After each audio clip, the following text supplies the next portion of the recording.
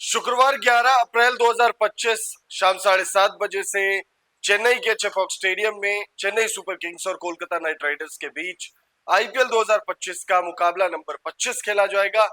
और इस वीडियो में बात करेंगे हम इस मैच से जुड़ी हर वो पहलू के बारे में जिसका कि हर क्रिकेट प्रेमी को मैच से पहले जानकारी पाने की इच्छा होती है।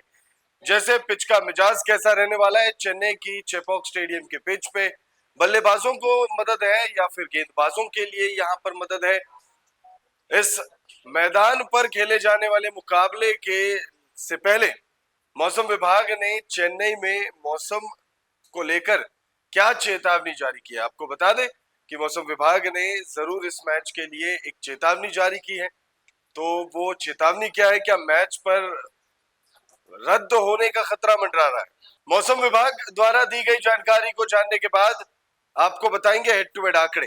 दोनों ही टीमों ने जब जब आईपीएल इतिहास में एक दूसरे का आमना सामना किया है तब किसका पलड़ा भारी रहा है, कौन सी टीम ने कितने मुकाबले जीते हैं और कौन सी टीम अपर हैंड लेकर आ रही है, यानी साइकोलॉजिकल एडवांटेज किस टीम के पास है। उसके बाद बात करेंगे दोनों ही टीमों के अब तक के प्रदर्शन पर, दोनों ही टीमों ने अब तक कैसा प्रदर्शन किया है। और फिर वीडियो को एंड करेंगे हम प्लेइंग 11 के साथ। दोनों ही टीमों की संभावित प्लेइंग 11 किस प्रकार हो सकती है उस पर हम चर्चा करेंगे। तो वीडियो थोड़ी बड़ी होगी लेकिन इंफॉर्मेटिव होगी। वीडियो को आप एंड तक जरूर देखिएगा। वीडियो पसंद आए तो इसे लाइक करके चैनल को सब्सक्राइब करना ना भूलें। हम वीडियो में आगे बढ़े, डिटेल्स एक एक करके हम आपको बताएं उससे पहले मैच डिटेल्स आपको दे देते हैं। कोलकाता नाइट राइडर्स और चेन्नई सुपर किंग्स के बीच मैच नंबर 25 आईपीएल 2025 का खेला जाएगा और यह मुकाबला चेन्नई के होम ग्राउंड यानी चेपॉक स्टेडियम में खेला जाएगा।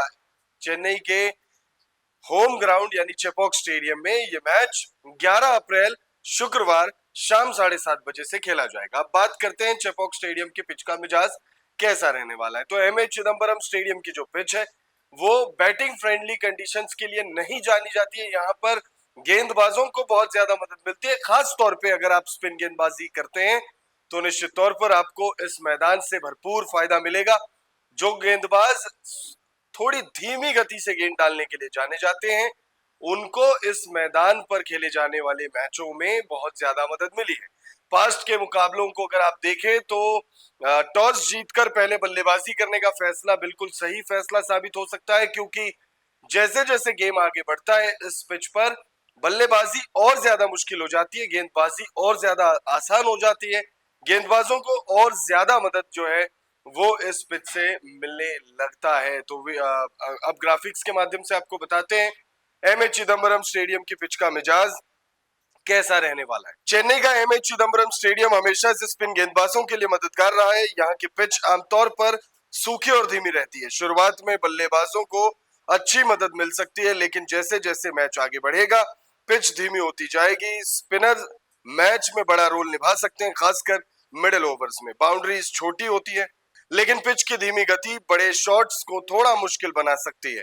टॉस जीतने वाली टीम पहले बल्लेबाजी करना पसंद कर सकती है क्योंकि दूसरी पारी में पिच पर बल्लेबाजी करना और मुश्किल हो सकता है, लेकिन ओस की वजह से टीमें पीछा करना भी चाह सकती है, खासकर अगर रात में ओस पड़े। पहले बल्लेबाजी करते हुए यहाँ 160 से 170 का जो स्कोर है वो अच्छा टोटल माना जाता है।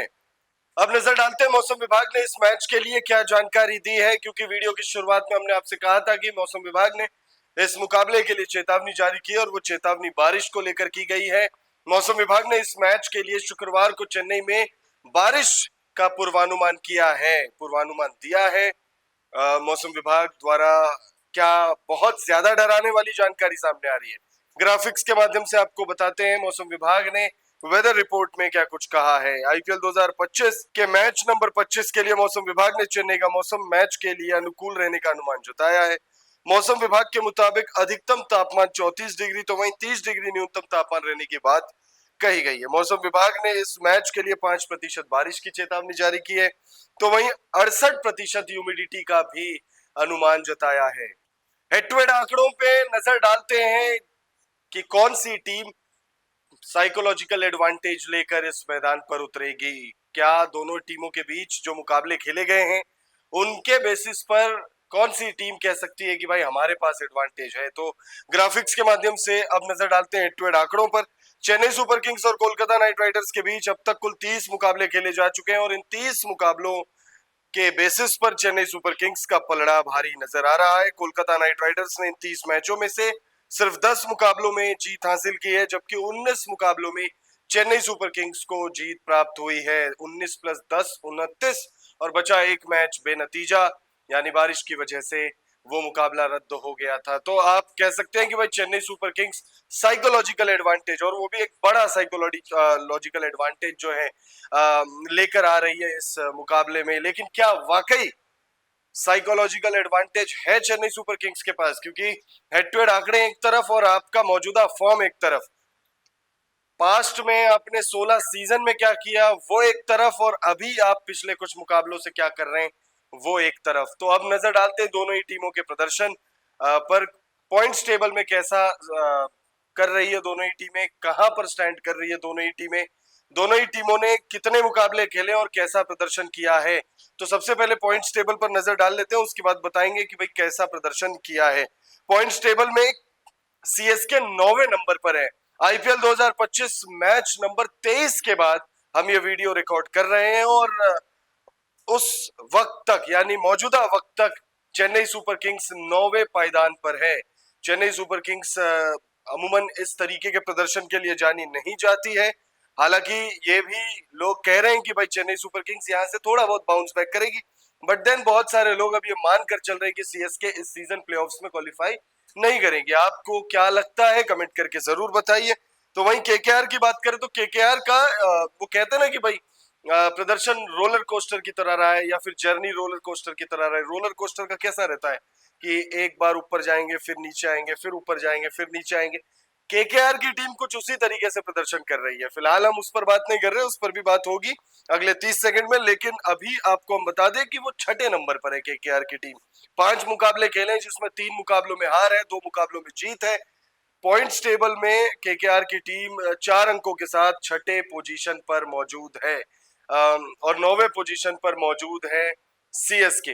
अब प्रदर्शन पर गौर कर लेते हैं, दोनों ही टीमों का प्रदर्शन कैसा रहा है। सीएसके की बात करें तो सीएसके ने जो पहला मुकाबला खेला था मैच नंबर 3 मुंबई को 4 विकेटों से हराया था, फिर उसके बाद अपने घर में आरसीबी से हार गए।